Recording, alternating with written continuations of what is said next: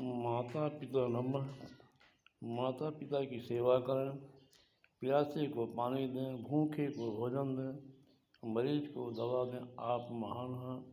Doctor Teej आनंद राजन राव।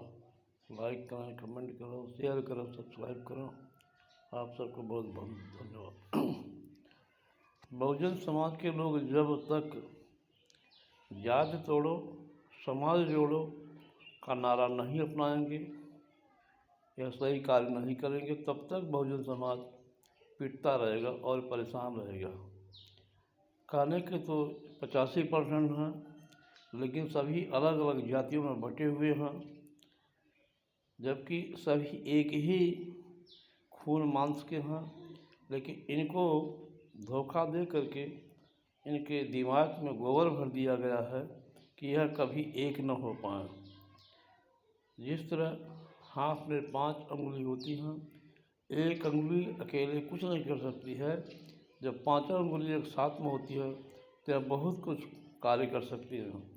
उसी प्रकार 85% के लोग जब तक जाति नहीं तोड़ेंगे, खान पान के रिश्ता नहीं कर पाएंगे, तब तक के शासन सत्ता तक नहीं पहुंच पाएंगे। क्योंकि हमारा दुश्मन बहुत बुद्धिमान है। वह हर एक प्रकार के लोगों को अलग अलग तोड़ के रखा हुआ है, जिससे यह कभी सफल न हो पाए। उसी प्रकार है जिस प्रकार एक बार 3 लोग रास्ते में जा रहे थे, एक गन्ना का खेत मिला और उसमें 3 लोग जा रहे थे, ब्राह्मण, क्षत्रिय और नाई। तीनों ने एक एक गन्ना तोड़ लिया। उसके बाद गन्ना मालिक आता है, वह देखता है कि 3 हैं, हम अकेले हैं, क्या कर सकते हैं। उसने दिमाग लगाया कि इनको पारी पारी से मारा जा सकता है।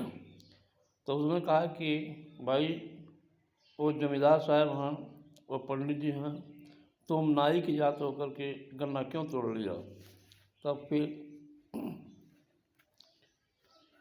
उसने नाई को मारा। अब जब नाई मार खा गया तो सोचने लगा कि ये दोनों भी मार खाएं तो ठीक है। तो नाई जो था वह उस गन्ने वाले खेत के साथ में हो गया। और फिर उसने फिर दिमाग लगाया कि बताओ, वो तो ठाकुर हैं, राजा महाराजा हैं, गन्ना भले तोड़ लिए, तुम पंडित की जात भिखारी होकर तुमने क्यों तोड़ लिया। और उसने ब्राह्मण को भी पीट दिया। उसके बाद उसने फिर ठाकुर साहब ने कहा कि आप जो क्षत्रिय हैं, राजा साहब हैं, आप ही गन्ना क्यों तोड़ लिया। फिर उसने जमींदार साहब को भी पिटाई किया। इसी प्रकार से तीनों आदमी बारी बारी से मारे गए और इसी प्रकार से बहुजन समाज के लोगों को अलग अलग करके बारी बारी से मारा जा रहा है। लेकिन ये बहुजन समाज के लोग समझ नहीं पा रहे हैं।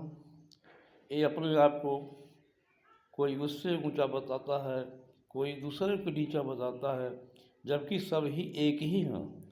जिस तरह से सबका जन्म हुआ है और जिस तरह सबकी मृत्यु होती है, माँ के गर्भ से सभी लोग पैदा हुए हैं और मरने पर 3 क्रियाएं सबके साथ होती है। चाहे गाड़ दिया जाए, चाहे फूंक दिया जाए, चाहे जला दिया जाए, यही क्रियाएं सबके साथ में होती है। लेकिन हमारे बहुजन समाज के लोगों को अंदर में घुसा हुआ है, ऊंच नीच की खानी बनी हुई है। श्रवण समाज के लोग सब एक हैं, ये सब विजाति शादी करते हैं। लेकिन शूद्र समाज बहुजन के लोग ये आपस में एक नहीं हो रहे हैं, जिसके कारण ये बारी बारी से पिटे जा रहे हैं।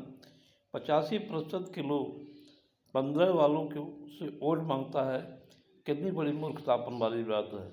जबकि ये 85 है, 15 की कोई आवश्यकता नहीं है।